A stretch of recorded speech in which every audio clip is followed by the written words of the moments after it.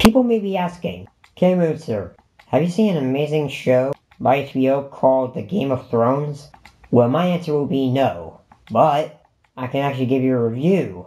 Here's something my father gave my mother on Valentine's Day, and she said I could keep this. So here it is.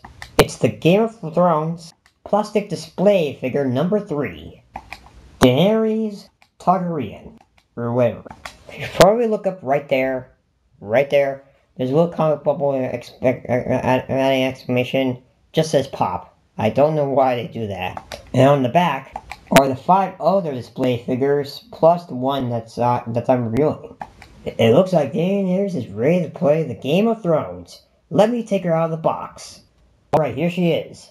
Sorry my hand's in the background, I just have to hold her. She can't even stand perfectly on carpet surface. So anyway, she looks a little kinda cute compared to her scene in Game of Thrones. I'm just gonna let her lean in my hand, because again, cannot stand on carpet surface.